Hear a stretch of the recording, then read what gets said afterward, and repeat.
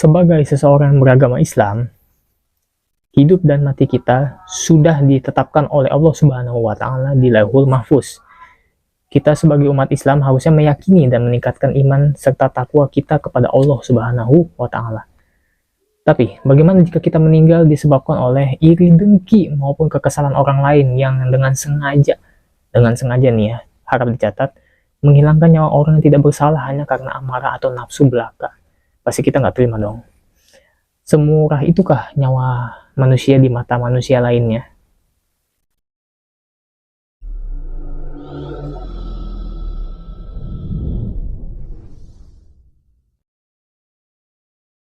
Halo semua, balik lagi dengan gua Mikael Effendi, dan sesuai judul dari video ini, kali ini gua akan membawakan tema murahnya nyawa seseorang.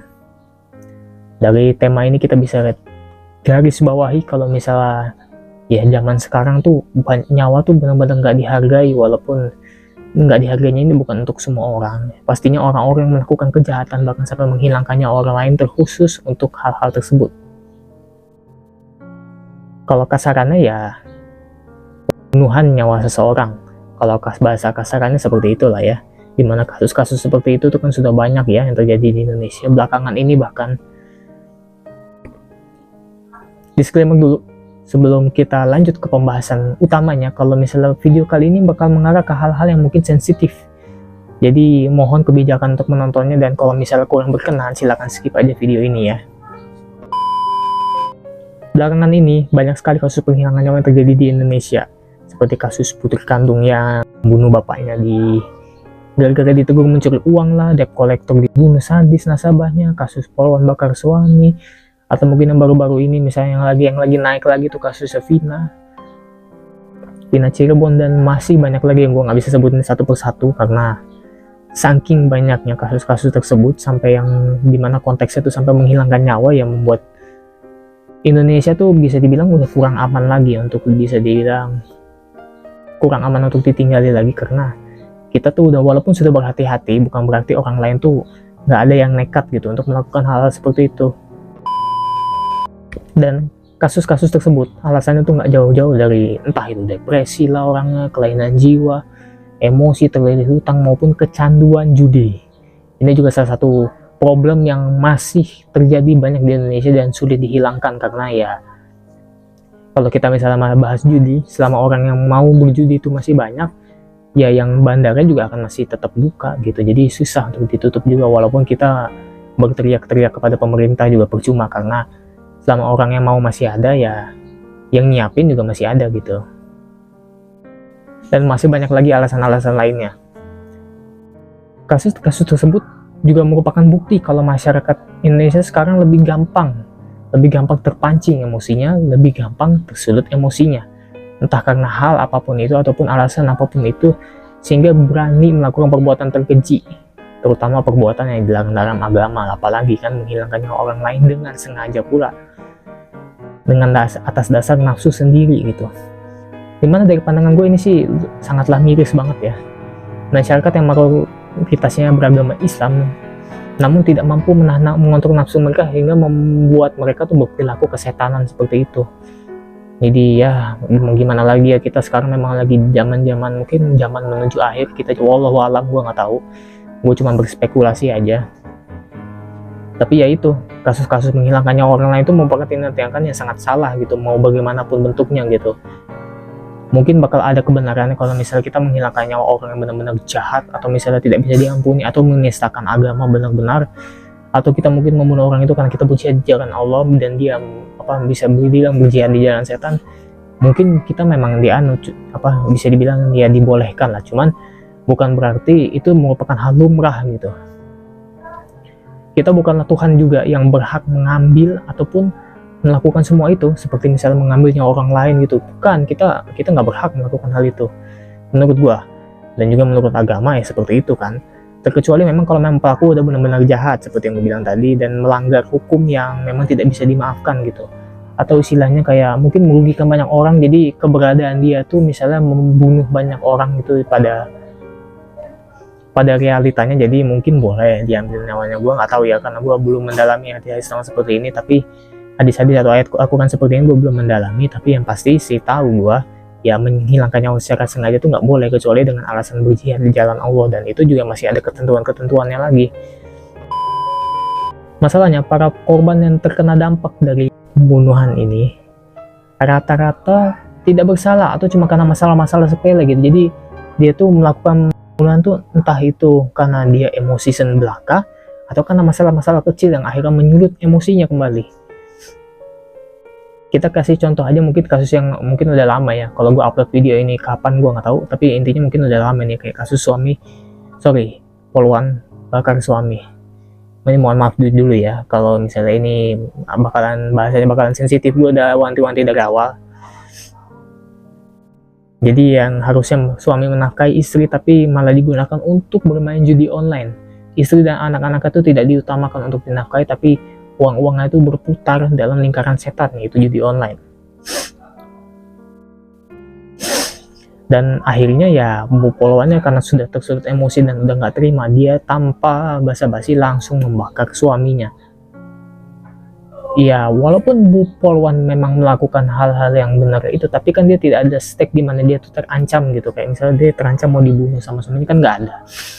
Tapi ya yang mau bagaimanapun juga salah tetap salah. Apa yang dilakukan Bu Polwan ini, kalau misalnya kalian baca kasus-kasus atau baca beritanya, ya tetap salah gitu.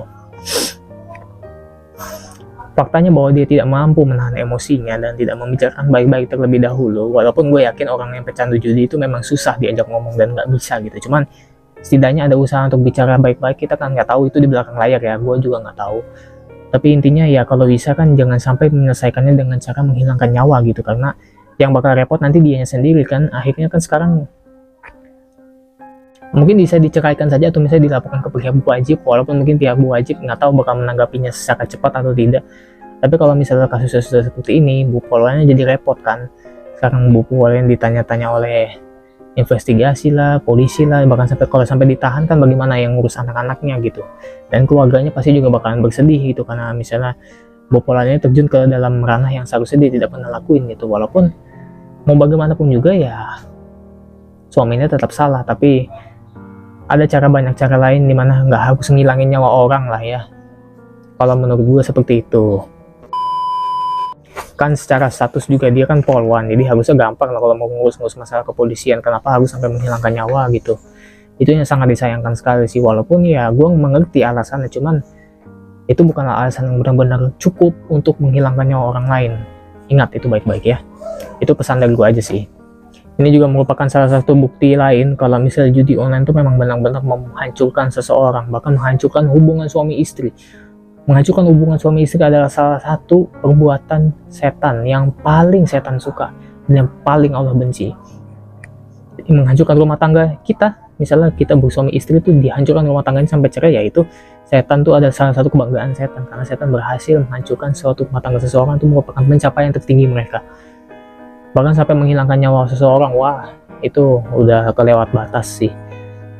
Kurangnya kesadaran kita akan berharganya nyawa manusia, serta kurangnya iman kita, ilmu agama kita, yang pasti ilmu agama, adab, atau apapun itu yang berhubungan kepada kedekatan kita kepada Tuhan yang Maha Kuasa, membuat kita ya dibutakan oleh bisikan setan seperti ini. Sehingga kayak kalian tahu lah ya, kalau sudah emosi, sudah marah tuh udah nggak peduli agama, udah nggak peduli apa, tapi udah langsung main nekat aja. Dan ini yang sebenarnya harus diwanti-wanti.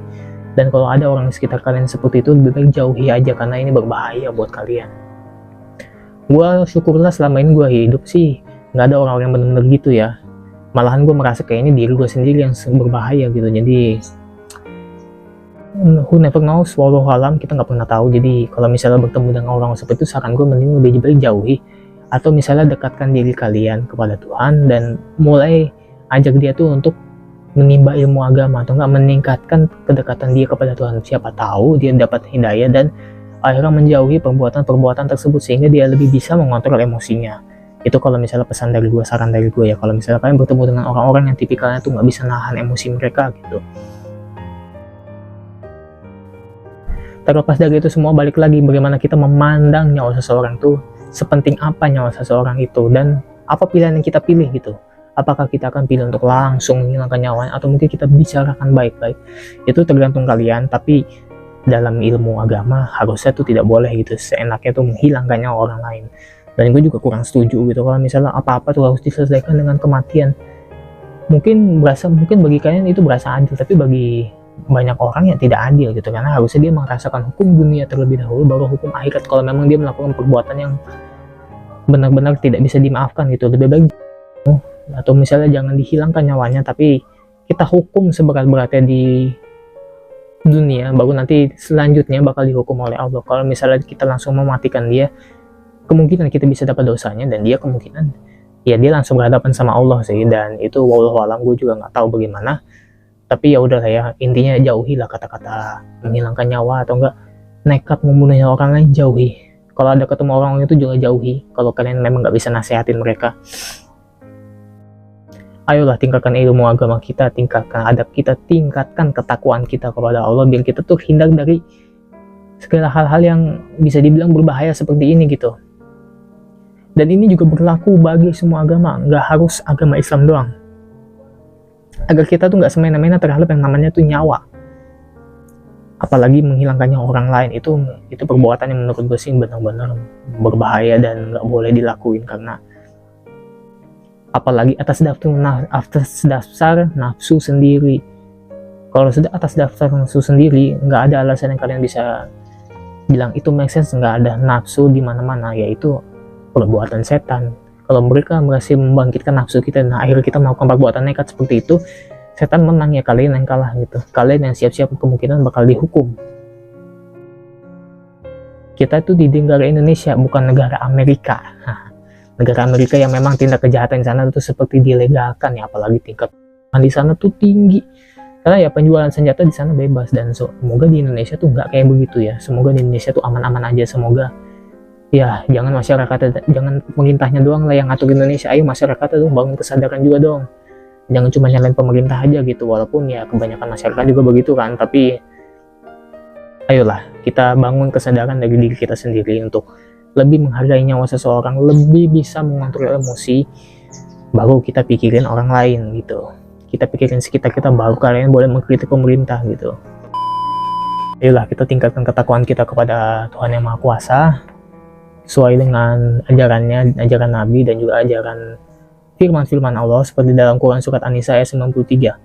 Wa man bismillahirrahmanirrahim wa man yaqtul mu'minan muta'ammidan fajaza'uhu jahannam khalidan fiha wa ghadiba Allahu 'alaiha wa la'anahu wa adalahu 'adzaban 'azima. Barang siapa yang membunuh seorang mukmin dengan sengaja, maka balasannya ialah neraka jahanam. Kekal ia di dalamnya dan Allah murka kepadanya dan mengutuknya serta menyediakan azab yang besar baginya.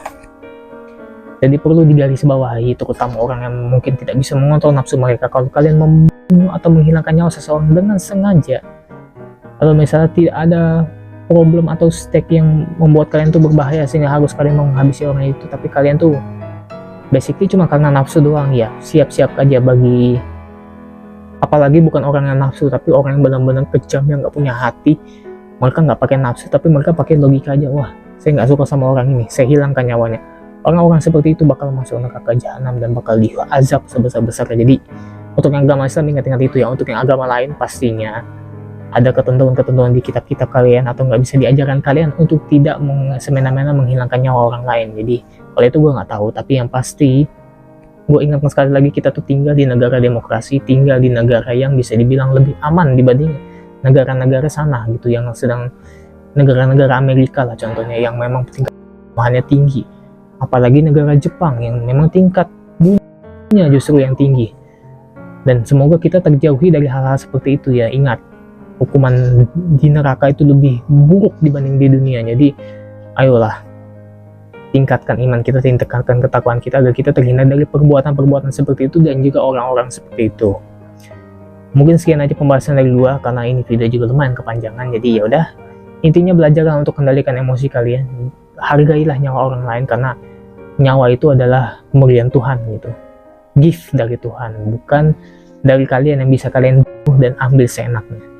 Sekian dari gua, terima kasih yang telah menonton sampai habis. Sampai jumpa di lain video dan bye-bye. Salam.